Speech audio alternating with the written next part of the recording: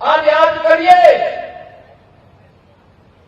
ये कैसे हो सकता है कि भारत के संसाधनों से पलने वाला, भारत की जनता के टैक्स से चलने वाला एक ऐसा संस्थान जो अनुसूचित जाति, जनजाति और पिछड़ी जाति के लोगों को कोई आरक्षण नहीं देता है, लेकिन वहां पर मुसलमानों के लिए 50% आरक्षण की व्यवस्था वे लोग अपने स्वयं के माध्यम से करने का प्रयास करते हैं। और यही मामला चल रहा है माननीय उच्चतम न्यायालय में।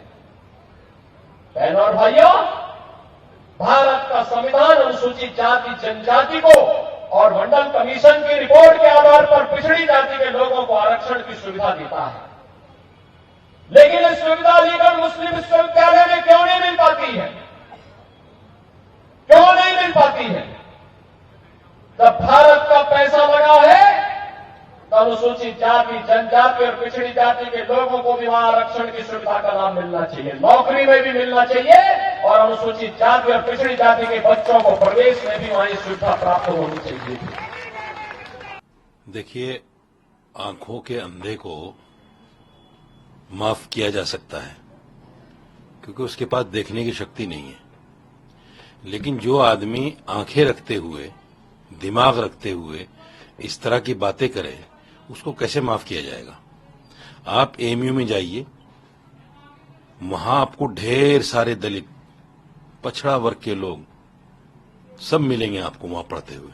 वहां कोई किसी तरह का भेदभाव नहीं है, भेदभाव नहीं है। ये तो जानबूझकर इसको चुनावी रंग दिया जा रहा है। और सवाल ये है कि आपके यहां, चलिए हमारे पास तो ये 2 यूनिवर्सिटी हैं, जामिया मिल्लिया और एएमयू, दो हैं। आपके पास तो हजारों हजार हैं। आप दलितों को कितना पढ़ा रहे हैं, कितना आरक्षण दे रहे हैं? बीएचयू में कितना आरक्षण है? बीएचयू में कितना आरक्षण है दलितों का? दीजिए 50%। क्यों नहीं दे रहे? अरे जब दलितों को आप उनको इज्जत भी नहीं दे सकते, उनको पढ़ाई कैसे देंगे? आप तो अगर मंदिर में दलित घुस जाए तो उसका शुद्धिकरण होता है मंदिर का। मंदिर की टोंटी से अगर दलित लड़का पानी पी ले तो उसकी पिटाई होती है। कोई दलित आदमी आपके घर में चला जाए तो उसका घर का शुद्धिकरण आप करते हैं। आप उनके आरक्षण की बात कर रहे हैं। आरक्षण की बात आप जब कीजिए जब आपने अपने तमाम जितने भी शैक्षणिक संस्थान हैं उन तमाम में उनको 50% दे दिया हो, फिर आप कहिए कि इसमें भी 50% होना चाहिए। आप कहीं उनको इज्जत देना नहीं चाहते। आपने तो उनके हाथों में लाठी और डंडे दे दिए। आपके बच्चे तो पढ़ रहे हैं यूके यूएसए में, बड़ी बड़ी अच्छी तालीमें हासिल कर रहे हैं, अच्छी डिग्रियां ले रहे हैं। और यहां जो दलित के बच्चे हैं, जो आदिवासी बच्चे हैं, जो पछड़ा वर्ग के बच्चे हैं, उनको आपने कह दिया कि धर्म का डंडा संभालो। उनको आप ये शिक्षा देते हैं कि आप जाइए मुसलमान के घर पे चढ़िए, मुसलमान का झंडा उतारिए और ये हिंदू धर्म का झंडा लगाइए। हिंदू धर्म के ठेकेदार बना दिया आपने उनको मरने के लिए। रामगोपाल मिश्रा की मौत हो गई, क्या दिया यूपी सरकार ने? कुछ नहीं दिया।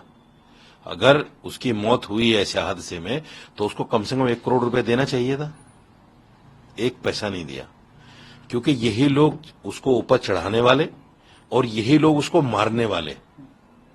मुसलमान ने नहीं मारा रामगोपाल मिश्रा को। तो मैं यूपी के सीएम से बहुत एहतराम के साथ ये कहना चाहता हूं कि दलितों को उनके हाथ में डंडे और झंडे मत थमाओ, उनको शिक्षा की तरफ लाओ, उनको एजुकेशन की तरफ लाओ। उनको आप मुसलमानों के खिलाफ खड़ा ना करो, आप उनको तालीम के मैदान में, एजुकेशन के मैदान में लेके आओ और उनसे कहो कि जो अच्छा करेगा उसको अच्छी नौकरी देंगे। उन्होंने ये भी कहा कि कांग्रेस सपा इशू पर कोई बात नहीं करती। देखिए, कांग्रेस ने 65 साल राज किया है। इस बीच में यूपी में सरकारें मायावती की भी रही हैं और बीजेपी की भी रही है और अखिलेश यादव की भी रही है। क्या जो दलित लोग हैं वो सरकारी नौकरियों में नहीं है? क्या वो पढ़े लिखे नहीं है? क्या वो तालीम हासिल नहीं करते? कर रहे हैं, पहले भी करते थे, अब भी कर रहे हैं। बल्कि मैं तो ये कहता हूं कि कांग्रेस के टाइम में जितना दलित नौकरियों में आ गया, इतना मुसलमान भी नहीं आया। मुसलमान को तो उसने हाशिए पे लाके खड़ा कर दिया कांग्रेस ने, लेकिन दलितों का उत्थान किया। इसमें कोई दो राय नहीं है। और कुछ जो थोड़ा बहुत बचा था वो मायावती जी ने किया, क्योंकि वो दलितों के नेता। अखिलेश यादव ने भी कोई कसर नहीं छोड़ी। ऐसा नहीं कि अखिलेश यादव ने उनके साथ कोई भेदभाव किया हो।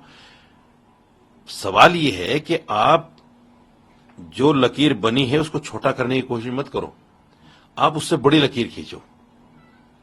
अगर उन्होंने 100 दलित को नौकरी दी है, आप 200 को देके दिखाओ, आप 1000 को देके दिखाओ, तो समझ में आता है कि आप दलित के हितैषी हैं।